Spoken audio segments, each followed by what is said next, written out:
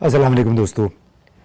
वफाकी हुकूमत ने ऐलान किया है कि पीर के दिन यानी 5 अगस्त को कश्मीरियों के साथ यकजहती के इजहार के लिए यौम इस्तेहसाल मनाया जाएगा। ये वो दिन है जब भारत ने यानी 5 अगस्त 2019 को कश्मीर के ख़ुद मुख्तार स्टेटस को ख़त्म करके उसको यूनियन में शामिल कर लिया था। जम्मू को अलग और कश्मीर को अलग कर दिया था। अब सवाल ये पैदा होता है कि पाकिस्तान क्यों कश्मीरी या फ़लस्तीनी आवाम के लिए बोल रहा है, क्यों इसराइल और भारत की मज़म्मत कर रहा है। बुनियादी मसला है और वो ये कि फ़लस्तीनी हो या कश्मीरी, उनके बुनियादी हुकूक ख़तरे में हैं। उनकी आज़ादियों पर पाबंदियाँ बढ़ती चली जा रही हैं। उनका मीडिया सेंसर की ज़द में है। रियासती पॉलिसियों पर तनकीद करने वालों के साथ सख्ती पेश आ रही है। तनकीद बर्दाश्त नहीं हो रही और कश्मीरी हों या फ़लस्तीनी, उन्हें हक़ खुद इरादियत की राह में रुकावट बन रही है रियासती पॉलिसियाँ। लेकिन ख़ुद पाकिस्तान में क्या हो रहा है? कौमी फ़ायरवॉल का नफाज, शहरियों की डिजिटल कम्युनिकेशंस पर जासूसी के लिए नागवार टेक्नोलॉजीज़ जिसको VPN सर्विसेज कहते हैं, उनके ऊपर पाबंदियाँ और आलमी इंटरनेट कंपनियों पर रियासती मुतालबात यानी उनसे मुतालबात किए जा रहे हैं कि इनकी तामील करें फ़ायरवॉल की। ये वो पॉलिसियाँ हैं जो इस वक्त पाकिस्तान में परसू हो रही हैं। इसी तरह स्टैंडिंग कमेटी बराए कैबिनेट सेक्रेटेरिएट का इजलास हुआ और उसमें PTA के chairman major general retired हफीज़ुर Rahman ने बताया कि एक बार पॉलिसी के नफाज के बाद पाकिस्तान में सिर्फ वाइट लिस्ट शुदा VPN काम करेंगे, यानी वो VPN जिनको सरकारी तौर पे इजाज़त मिलेगी और बाकी VPN ब्लॉक कर दिए जाएंगे। अब सवाल ये है कि VPN का मकसद ही सरकारी पाबंदियों से आज़ाद होकर काम करना है, तो आप ये कैसे कह सकते हैं कि हम VPN को ब्लॉक करेंगे और कुछ की इजाज़त दे देंगे? क्या इसमें किसी का कारोबार है, किसी के कारोबारी मफादात हैं कि महज वाइट सिर्फ मंजूर शुदा VPN को इजाज़त मिलेगी? क्योंकि लोग तो मुतालबात या तनकीद इसी बात पे कर रहे हैं कि अगर आपका नॉर्मल निज़ाम डिजिटल टेक्नोलॉजीज़ अलाउ नहीं कर रहा, एक्स या उनका जो भारी डेटा के साथ जो लोग काम करते हैं तो या फेसबुक, तो उसमें VPN पर लोग इस्तेमाल करके रसाई हासिल कर रहे हैं। लेकिन अब जनाब PTA ने, पाकिस्तान टेलीकॉम अथॉरिटी ने, इस पर भी पाबंदी लगाने का मंसूबा बना लिया है। तो सवाल यह है कि क्या ये कोई जदीद जमहूरी तकाज़ों और इंसानी हुकूक से एक हम आहंग कदम है? दूसरी तरफ सुप्रीम कोर्ट के अक्सरियत फ़ैसले के ख़िलाफ़ इक़दाम, यानी जो मखसूस नशस्तों के हवाले से 8 जजों ने, 13 में से 8 जजों ने जो फ़ैसला दिया PTI के हक़ में, उसके ख़िलाफ़ 5 अगस्त को, यानी उस दिन जिस दिन हम कश्मीर और कश्मीर के साथ इज़हार यकजहती कर रहे हैं, कौमी असम्बली में इस एक करारदाद पेश हो रही है, एक एक्ट पेश हो रहा है जिसमें बुनियादी तौर पे ये कहा गया है या कहा जाएगा कि सुप्रीम कोर्ट को आइन की तशरीह करने का इख्तियार नहीं है और जो उसने फ़ैसला दिया है वो आइन से और पार्लियामेंट के इख्तियारात से मुतसादम है।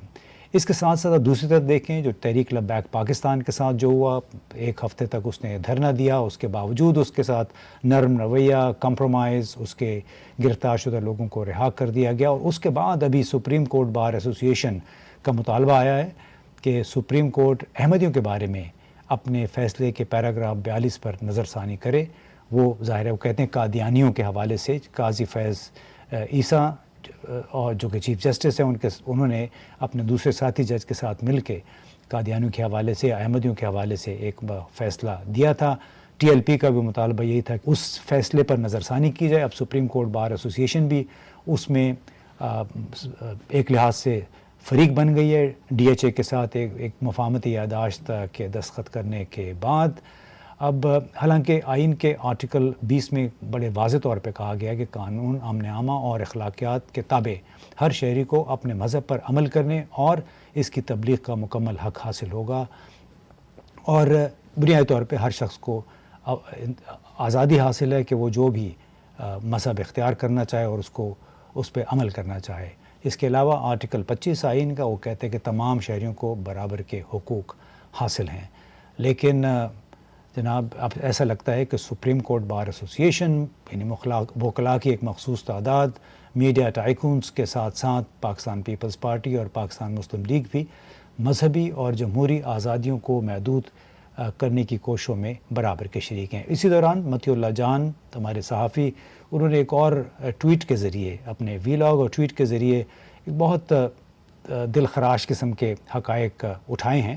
اس میں انہوں نے اپنے ٹویٹ میں یہ کہا کہ کون زیادہ برا ہے، ملک کے سیاسی نظام کی ماں بہن کی عزت پر ہاتھ ڈالنے والے یا ایسا کرنے والوں کو ماں بہن کی گالیاں دینے والے۔ آج بھی جمہوری آئینی نظام کی ماں اور بہن کی عزت پر ہاتھ ڈالا، کیا اس آئین کے تحفظ کا حلف اٹھانے والے فقہ حلفیہ کے آئینی عہدیداران ایک غیرت سے عاری بیٹے اور بھائی کی مانند زبان بھی نہ کھولیں گے اور اپنا منہ دوسری طرف کر لیں گے؟ غیرت کے نام پر قتل جرم ہونے کا یہ مطلب ہرگز نہیں کہ آئین کی چادر اور چار دیواری کی پامالی پر بے غیرتوں کی طرح خاموشی اختیار کر لی جائے۔ مملکت خدا پاکستان میں فقہ حلفیہ کے منحرف کچھ عہدیداروں نے اپنی بدماشیانہ کارروائیوں اور کچھ نے بزدلانہ خاموشی و پہلو تہی سے سیاسی نظام کو اس مقام پر لا کھڑا کیا ہے کہ غیرت اور بے غیرتی میں فرق ہی محسوس نہیں ہوتا۔ گزشتہ 6 سال کے دوران چند سیاستدانوں، جرنیلوں، ججوں اور جرنلسٹوں نے اپنے ہاتھوں سے نسبتاً جمہوری نظام کا گلا گھونٹا، اپنی آنکھوں سے اس کا تماشا دیکھا اور گونگے بہرے بن گئے۔ آج انہی لوگوں نے اپنی منہ بولتی جمہوریت کی عصمت دری پر بھی خاموشی اختیار کر رکھی ہے اور کچھ تو اجتماع کا حصہ بن گئے ہیں۔ ان سب کی نوکریاں تو بچی ہوئی ہیں مگر ان کے پیشے ان کے آئینی، قانونی اور اخلاقی حلف کے ساتھ دفن ہو چکے ہیں۔ اب یہ تمام باتوں کا ذکر کرنے کے بعد میں تو یہی کہوں گا کہ پاکستان بحیثیت مجموعی ایک بہت ہی متضاد معاشرہ ہے جس میں کئی داخلی فالٹ لائنز ہیں، چاہے وہ بلوچستان کو دیکھ لیں، چاہے خیبر پختونخوا کو دیکھ لیں، چاہے مذہبی اقلیتوں کو دیکھ لیں اور مذہبی اقلیتوں کے حوالے سے مین سٹریم سیاسی جماعتوں کو دیکھیں، P M L N, peoples party اور جمعیت علماء اسلام بھی اس میں شامل ہے۔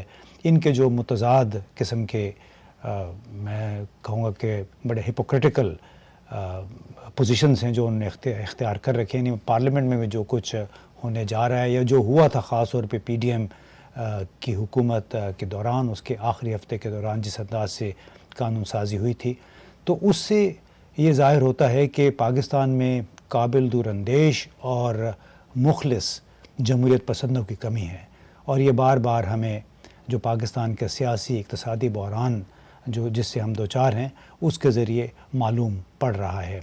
اب اس سے یہ بھی ظاہر ہوتا ہے کہ پاکستانی حکمران اشرافیہ میں اسباب کی بجائے علامات کے علاج کا رجحان زیادہ ہے، جس نے ملک کو موجودہ نہج تک پہنچا دیا ہے۔ یہ رجحان بجٹ کی حکمت عملیوں سے لے کر حفاظتی پالیسیوں تک، یعنی جو بجٹ کے حوالے سے جو بجٹ پیش کیا گیا بعد میں اس پہ نظر ثانی کی گئی، اور جو فائر وال کے حوالے سے اور انٹرنیٹ پہ پابندیوں کے حوالے سے جو ہم دیکھ رہے ہیں، ان سب سے یہ ظاہر ہو رہا ہے کہ ہم محض مسائل کے حل کی بجائے ان کی علامات کے علاج کی طرف جا رہے ہیں۔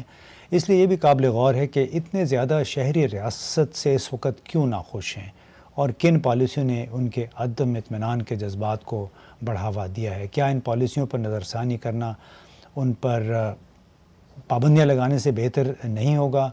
اور سوال ایک اور بھی ہے کہ جب بھی ہم کشمیر یا فلسطینیوں یا روہنگیا مسلمانوں کے لیے آواز اٹھاتے ہیں تو یہ جو باہر کے لوگ ہیں، تبصرہ نگار کہہ لیں یا بیرونی حکومتیں ہیں، ہیومن رائٹس کی تنظیمیں ہیں، تو ان کو بہرحال ایک سوال تو پوچھنے پہ مجبور کر سکتے ہیں کہ آپ کشمیریوں یا فلسطینیوں سے ہمدردی کیوں کر رہے ہیں؟ کیونکہ ان کے جائز ریاستی حقوق سے تو وہاں پہ انکار کیا جا رہا ہے، ان پر مختلف قسم کی قطغن پابندیاں لگائی جا رہی ہیں، اور ان کے جو بنیادی عالمی طور پہ تسلیم شدہ بنیادی حقوق ہیں ان سے انکار کیا جا رہا ہے۔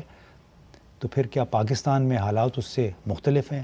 ان کی جتنی بھی شہری آزادیاں ہیں، چاہے کشمیری ہیں چاہے فلسطینی ہیں، ان کا تو تمام تر انحصار اسرائیل اور ہندوستانی جو ریاست ہے، بھارتی ریاست، اس کی پالیسیوں پہ ہے۔ تو کیا پاکستان میں بھی حالات اس سے مختلف ہیں جو آپ ان لوگوں کے لیے آواز اٹھا رہے ہیں؟ یعنی پاکستان کس حد تک مختلف ہے؟ کیا یہ آزادی اور حقوق تمام پاکستانیوں کو میسر ہیں؟ اور یہ سوال زیادہ شدت اختیار کرتا ہے، خاص طور پہ وہ لوگ زیادہ اچھے طریقے سے سمجھتے ہیں جو کہ پاکستان پہ نظر رکھتے ہیں، پاکستان کو جانتے ہیں. لہٰذا ایک بڑی عجیب سی بات ہے کہ ایک طرف آپ کشمیریوں یا فلسطینیوں کے لیے آواز اٹھا رہے ہیں، دوسری طرف انہی حقوق کی نفی کر رہے ہیں خود پاکستان میں جن کے لیے آپ کشمیریوں کے ساتھ ہیں یا فلسطینیوں کے ساتھ ہیں. ہمیں بڑے احترام کے ساتھ ہمارے GHQ، پاکستان پیپلز پارٹی، پاکستان مسلم لیگ، ان تمام جماعتوں کی قیادت کے روبرو کے گوش گزار ہم یہ کرنا چاہیں گے کہ آپ یہ تمام تر آخر کر کیوں رہے ہیں؟ کیا آپ یہ سمجھتے ہیں کہ لوگ گونگے بہرے ہیں، وہ یہ تمام بیانیہ قبول کر لیں گے جو آپ کشمیر یا فلسطینیوں کے حق میں ہموار کر رہے ہیں؟ اور پھر اس کے ساتھ ساتھ جو اقدامات کر رہے ہیں آپ، supreme court bar association, Punjab bar association, Sindh bar association کے ساتھ مل کے کیا پاکستان کو آپ بالکل بنگلہ دیش یا سری لنکا کی طرف دھکیلنا چاہتے ہیں، یا پھر ہم پاکستان کو افغانستان، سوڈان بنانا چاہتے ہیں؟ جو موجودہ صورتحال ہے اس سے یہی سوالات اٹھتے ہیں کہ آخر 5 اگست کو ہم منانا کیا چاہتے ہیں. شکریہ.